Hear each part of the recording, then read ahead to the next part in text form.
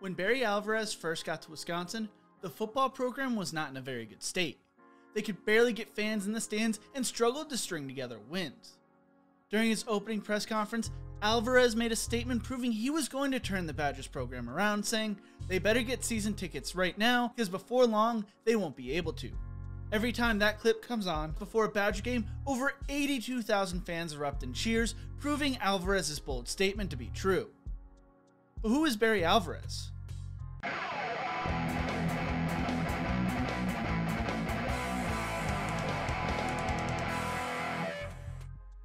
In the Who Is series, we go through the backstories of up-and-coming collegiate and pro athletes. If there's a player you want to see in future episodes, make sure to leave it in the comment section below.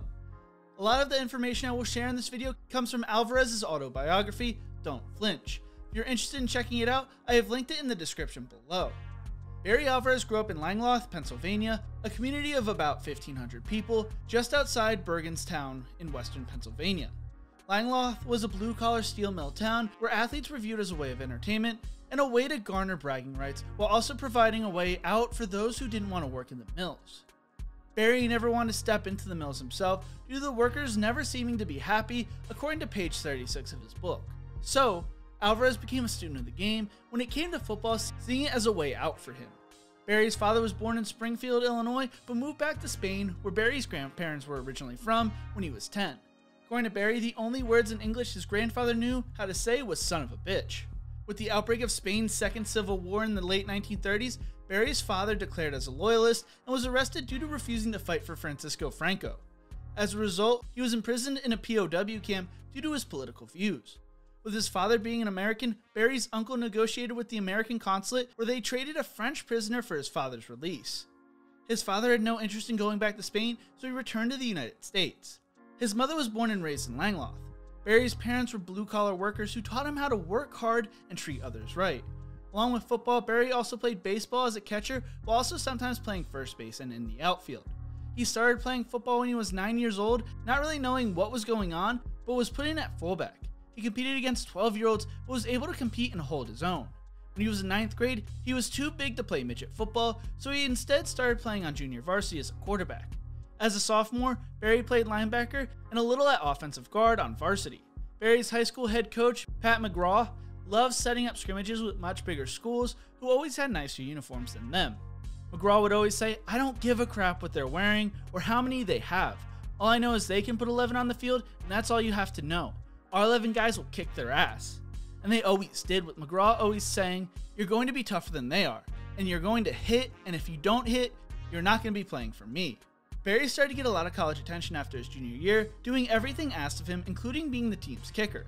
As a senior, Barry measured to be 220 pounds at linebacker during a period of time where offensive guards were usually 225 to 230 pounds. He wasn't the fastest, but was athletic enough and big enough to play. He would dislocate his arm his senior year, missing 4 games, and feared he was going to lose his scholarship opportunities. Luckily, Barry had good enough film and was being recruited by Miami, Virginia, Wake Forest, Duke, Arizona State, and Nebraska. Barry's mother refused to let him play at Miami, fearing he would party too much, and Barry didn't want to go to Arizona State due to how much running they were doing in practice when he came and watched. Barry chose Nebraska due to having a handful of players from his area, a coach from his area, and liked head coach Bob Devney. When Barry first got to Nebraska, he started wondering what he had done. At that time period, freshmen were not eligible to play and instead played on a freshman team. There were 75 in his class and only 12 made it all the way through the 4 years on the team. During the period, players were on 1-year renewable scholarships, and Nebraska had an unlimited amount of scholarships. Nebraska's squad was so big they split into multiple practices. As time went on, Barry became more and more comfortable and started to believe he made the right decision. At the same time period, Barry wanted to break the stereotype of athletes being stupid and enrolled in the business courses. The problem was he had no experience in business courses and didn't love it, instead wanting to go into coaching. Barry tried to absorb anything he could from Devney, who was one of the best coaches of the time period. In 1966, Nebraska played Wisconsin, and Barry would intercept a pass and return it 25 yards on his future team. Despite tearing his Achilles, Barry had a strong senior year and performed well during the college all-star games, but would go undrafted. There were teams that wanted to sign him, but he was ready to move on to coaching. Then Devney would talk him into trying out for the Minnesota Vikings with the promise he would hold a spot on his coaching staff as a grad assistant if it didn't work out. Barry went up to Minnesota with the wrong attitude and truly wanted to be a coach. The summer after his senior year, Barry returned home to his dad, setting up a job for him to work in the mills. Although it was good money, Barry called Nebraska starting summer school as soon as possible, never stepping into the mills, and working as a grad assistant for Nebraska's freshman team. At one point, Barry applied to work for the FBI, but that's a story for the book if you are interested. Barry would get a job in Lincoln Northeast High School, where he taught driver's ed and was an assistant coach for football and wrestling. During his third year, Northeast would win the state championship. Then, Barry was hired to be the head coach at Lexington High School. Back when Barry was playing at Nebraska, his car broke down in Lexington, and a local lent him a car, so things basically came full circle. Barry's wife Sydney wasn't too thrilled at the time due to only living in big cities previously, but everything worked out. Barry was humbled in his first game when they lost, breaking a 25-game win streak. They recovered, finishing the season 8-2, beating the number 1 team in the state, and followed that up with another 8-2 record the following year. Then Barry was interviewed for a coaching job in Mason City, Iowa. Originally, he wasn't going to take it, but John Melton, Barry's freshman year linebacker coach at Nebraska, convinced him because he had already made a name for himself in Nebraska. Mason City was in bad shape, not having a winning program for years, and Barry had 30 varsity players that whittled down to 27 after 3 players got into a bar fight. They went 3-6 that first year, and Barry promoted some sophomores to the squad for their last game in the UNI Dome. The following season, they went 7-2. After the year, Barry and the team raised enough money to build a new weight room and outlifted everyone that offseason, going on to win the state title in 1978. After that season, Hayden Fry hired Barry to become an assistant coach at Iowa due to his coaching ability and the fact he could recruit in Pennsylvania, Iowa, Nebraska, and Ohio. Barry Alvarez enjoyed recruiting after coaching 9 years in high school, but he quickly learned how to become a great recruiter through trial and error. According to Barry, the most important thing when it comes to recruiting is developing strong relationships with high school coaches. Iowa was going through a rough time period for football when Barry arrived on Hayden Fry's coaching staff that also included former Kansas coach Bill Snyder and Kurt Ferentz. During their first year, they went 5-6 and went 4-7 the second year. During their third year, they won a share of the Big Ten title and a trip to the Rose Bowl. It was the first time in 19 years Iowa had a winning record, and Barry worked at Iowa from 1979 to 1986 as a linebacker coach. Barry had developed a friendship with Kurt Schottenheimer, who was on the Notre Dame staff in 1986, but left to coach with his brother in the NFL.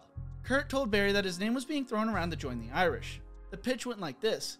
Head coach Lou Holtz asked Barry what he wanted to do, and Barry answered that he wanted to be a future head coach.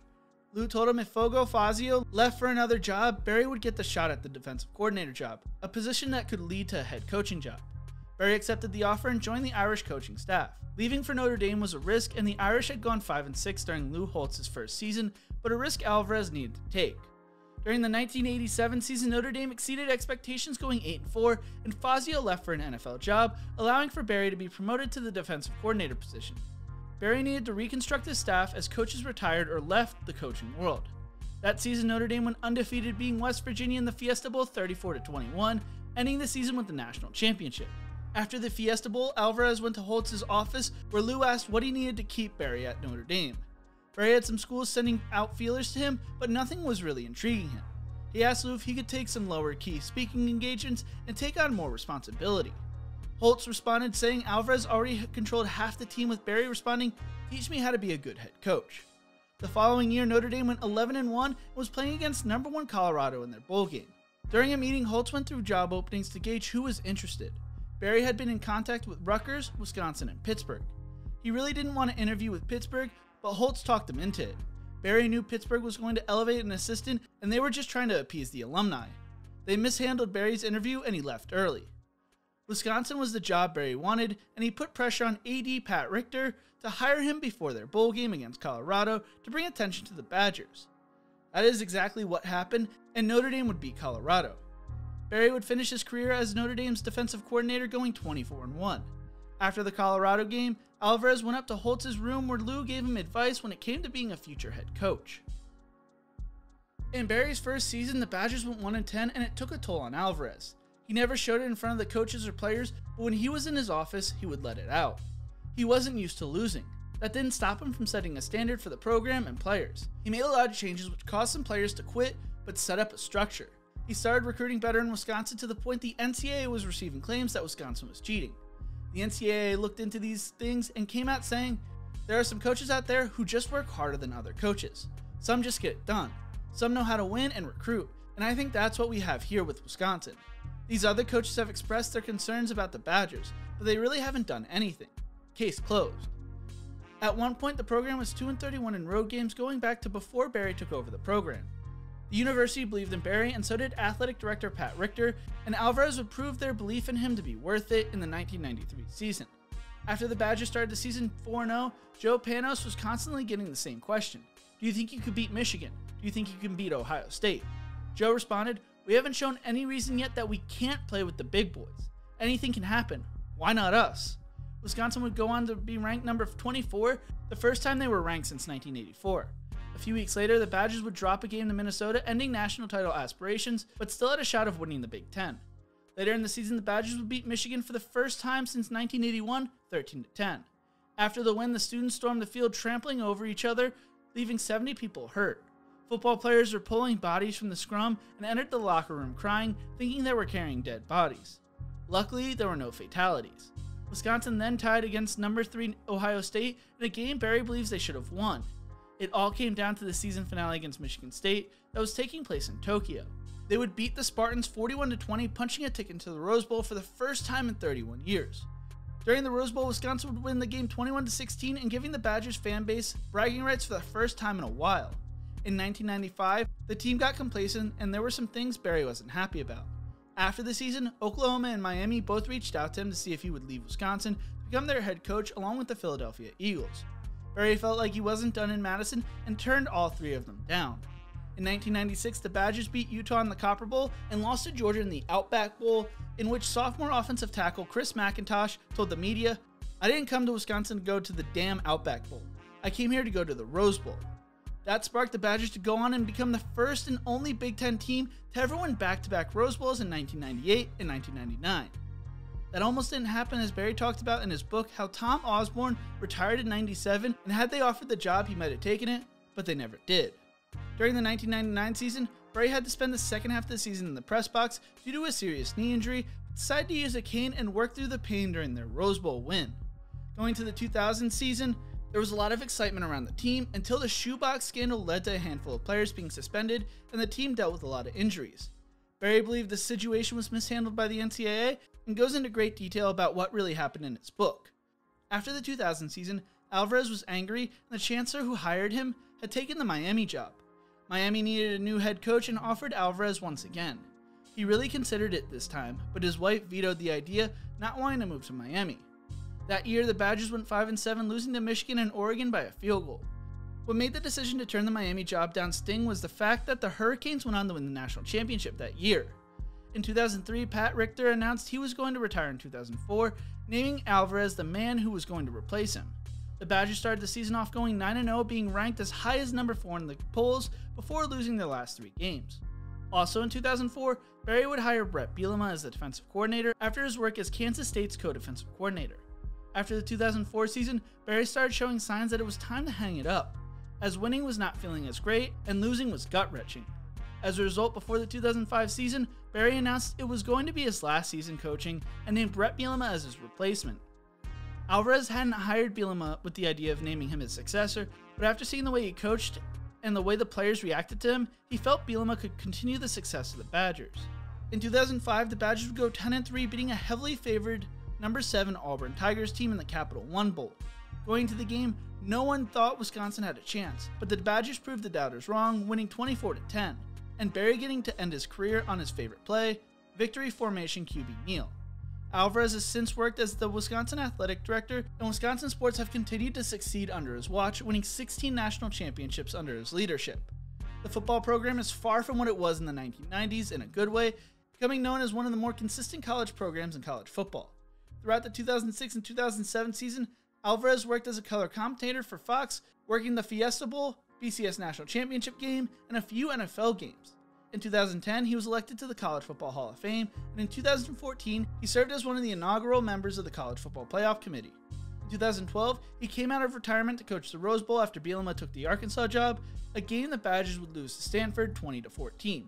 He would coach again in Wisconsin's Outback win over Auburn 34-31 in 2014 after the departure of Gary Anderson. On June 30th, Barry Alvarez will retire as athletic director from Wisconsin, with Chris McIntosh taking over after being groomed for the position the past few years.